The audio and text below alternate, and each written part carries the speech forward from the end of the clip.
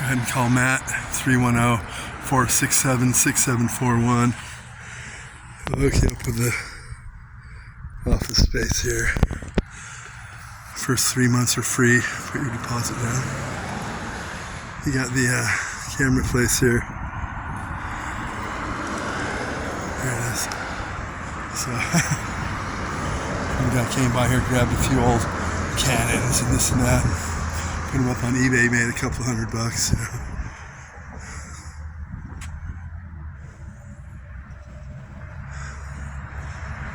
There's a Kanika. Got all brands.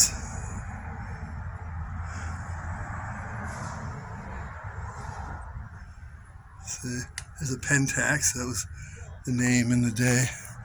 Let me go up here and get a better picture of these. I mean, these are good old style, before digital, when people use, what was it called? I think you had to develop the film. It was way before my day. The develop was when you could put it on your computer and open it up. It's the real old school stuff. The Pentax.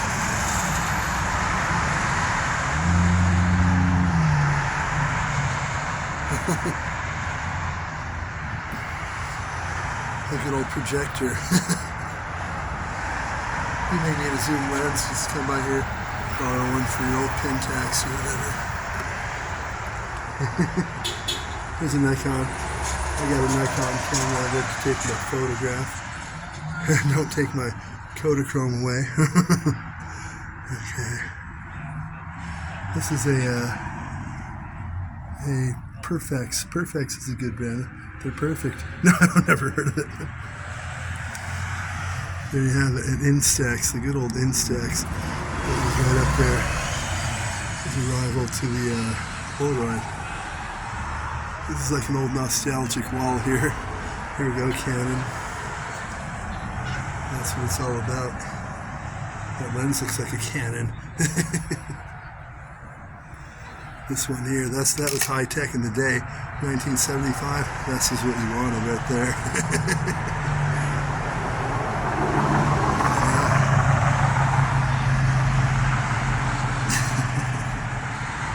So, this here, look at all big shots sitting around watching picture slides. Another someone like you. Right, you've heard the song. Do you want my love? Ace Frehley did it too. Big shots sitting around watching picture slides. There we go, the good old Polaroid. That was, you were elite if you had that back in 1970. Instant picture, you mean you don't have to get it developed? No, it comes right out of the camera. Oh my God, how much is that running? It's expensive. It's about $170.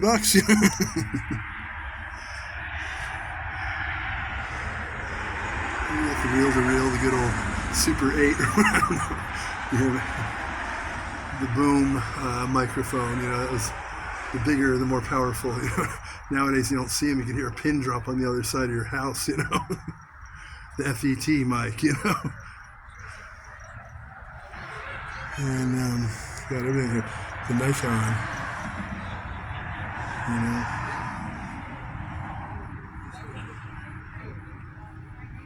So, pretty cool. This one here, look at that. It looks like a toy to you now, but at the time that was cutting edge, Made in the USA, see. That's why you knew it was good. The Savoy, Then they had the Savoy Brown and the Savoy Green. That was the green Savoy. There's the Nikon. And some of these are filming right now. I got that one up there. It's it doesn't say the name of that one. It's similar to these. Right here it's a wind up. You just kind of crank as you go. Needs no batteries. Video camera. If you wanted different lenses, you just switched around. A timer, set the timer. This one was really the high-tech one of the day. And it's like it's ready to fly off in outer space. That was known as the Klingon. The Trekkies loved that one.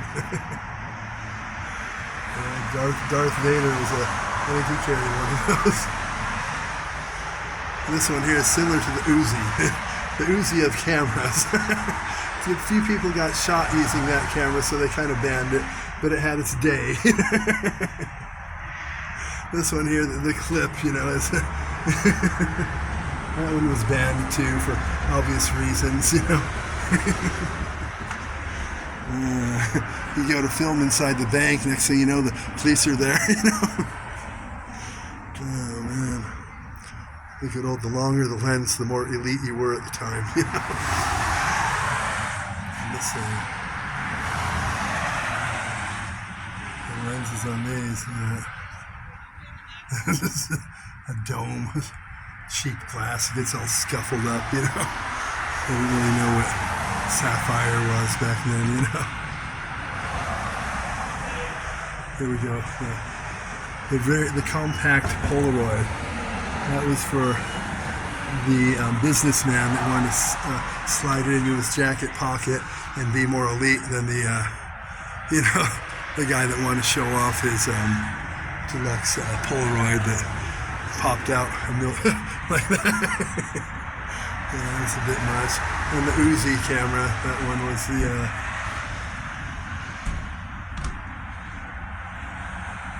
Umic, yeah, Uzi,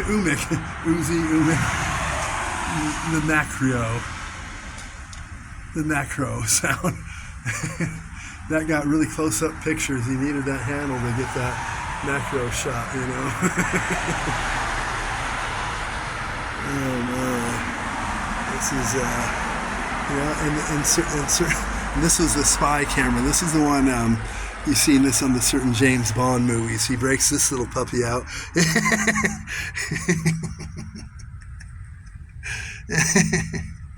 And he takes some pictures. I mean, as opposed to the other. That was your spy camera in the day, you know. James Bond 007 spy camera. Let's see if we can tilt it out a bit. You know, the back side.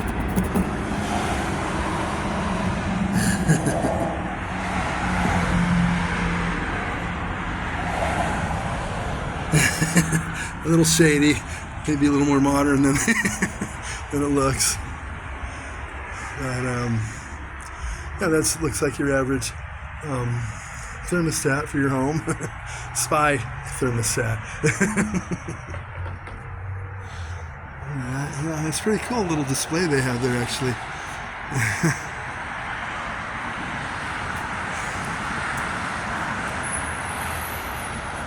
It's Paul's photo. Paul's got a pretty cool scene. I've never seen that. So you got Gateway Business Properties. This is where I broke my, you know, my left hand. This thing's hanging out into the sidewalk. The end of that. Let's turn around the other way. Call Matt at Maracini. He's got you covered. Or Robert Klingon or Kolatian. Wow, they're not doing too well here. All the office spaces happen to be vacant. 3 months for, you know, pay your deposit, get 3 months, your first 3 months free. Not bad, you know. No lease, month to month. Yeah, you go 3 months, make what you can. Say, it's not for me. Go about your life.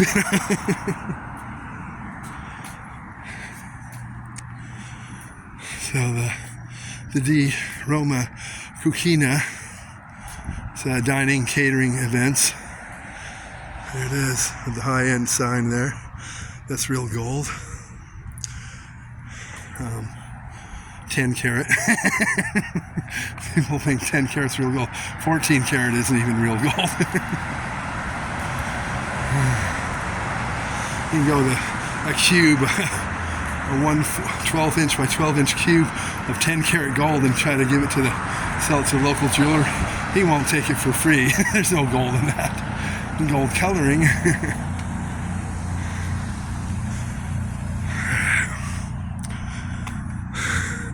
Monique Car Center. Hey, you rent your Safari Jeep here. You're going to need that around Torrance and Redondo Beach. And all that tent, equipped top and all that.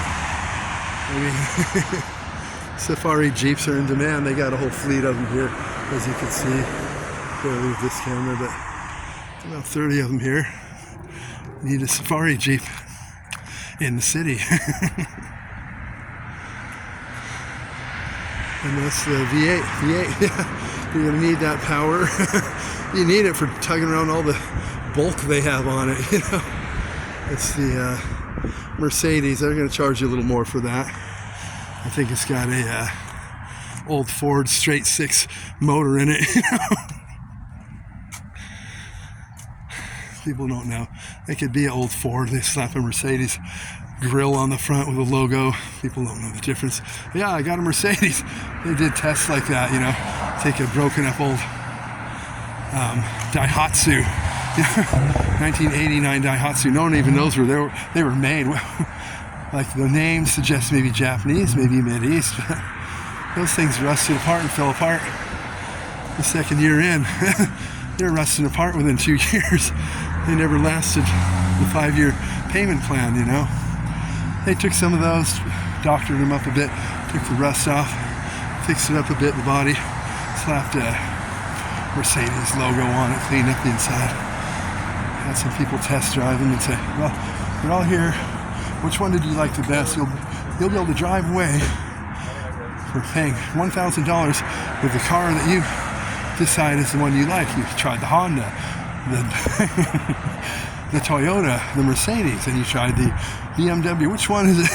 I liked how the Mercedes drove the best. That one was very smooth, so I'll take that one. They got to do a little, you know, report, you know, survey of why they liked it, and they'll, yeah, Mercedes. They get it. It's really that's because they bought it because of the logo, you know. They know nothing about Mercedes. They would never buy one in real world because they can't afford one. But to them, it's the Mercedes. It drove the best. It was the smoothest. Braking was the best, you know. An old junk Daihatsu, you know. They do that with wine, you know. Wine testing. They have a guy come in the tuxedo and the French accent. Madame, here we have our finest wine. And it's a $1 check from Trader Joe's, you know. And dress it up with a different label. We want you to try several of them. This one is from Northern California. Not that good. I would not recommend, but you can try it. Then she tries a different one. Oh no, this one here from France. You know, whatever. The expensive one. That was the best one. It's the cheapest wine. This is supposedly a wine connoisseur woman, you know. I tried wine, went up north. I'm not a wine drinker, know nothing about it. Went to one of the places they had like 7, 8 wines. We tried of theirs. People go, oh, I like this one. Yeah, that's such and such one. It's $17 a bottle. I'm like, I know nothing about wine. These are supposed connoisseurs. I like this one here. It had a smooth taste. It tasted the best. Yes, that's our flagship model. That's $119 per bottle. I know nothing about it, and I knew the good one right off, you know. These connoisseurs went with the one with the fancy label that suggested it was, you know, expensive. You know, I wasn't going by the label, I went by the taste. I know nothing about wine. The others are kind of bitter and cheap tasting.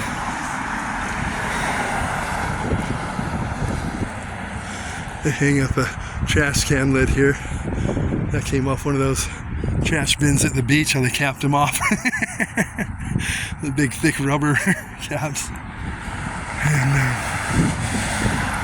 so, got El Burrito Jr. here. Oh man, I had a burrito there the other day. It was like, no, I'm not joking. It's like roadkill, like rotted possum, and it tastes like rotten fish and possum. I've ate those, you know, El Burrito since they came into town on PCH in Redondo. Supposedly they're the same family somewhat as El Tarasco. Here you got, you know, that'll give you can't really see inside what's going on, but it's always a little shady when they dress it up like that. And here we have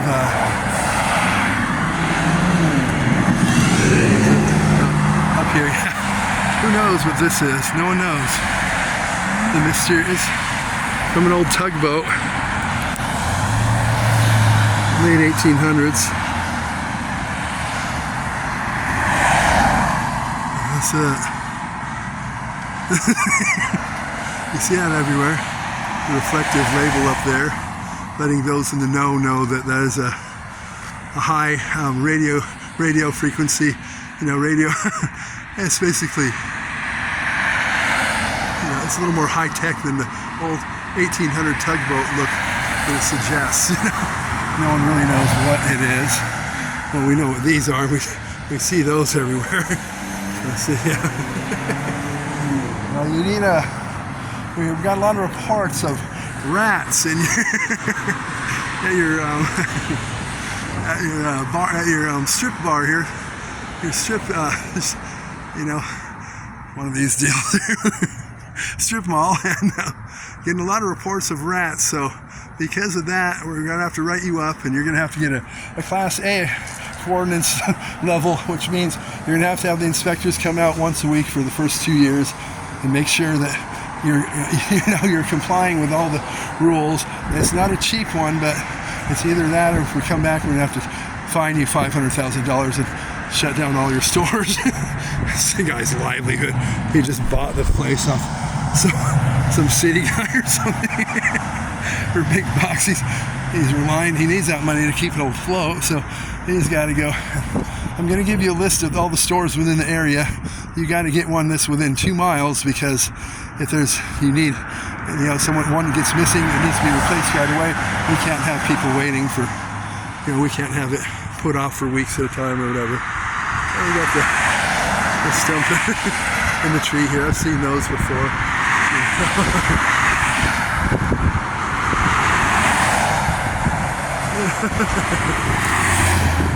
Stump there. And if you're in the know, you know what all this means. It's just like this. So then they got to get a Class A compliance certificate with a rat trap every 25 feet. All these little islands that you see here, right? They all gotta have it. They're everywhere. They cost you bucks, and the only one in town and within that 2 mile radius, well, happens to be theirs. The same people that sold you the strip mall, they didn't seem to have to have one, right? And we've had a lot of complaints of homeless people and hobos living on your benches outside your strip mall here and leaving trash. And here's some videos of some guy with a shopping cart about 10 feet high of black trash bags piled to the top of it. People sprawled out on the sidewalk of it with blankets and all this shit scattered around. Obvious plants, And due to this, it's a security breach. You're going to need a Class A compliance security guard here. That means he's going to have to be an armed guard.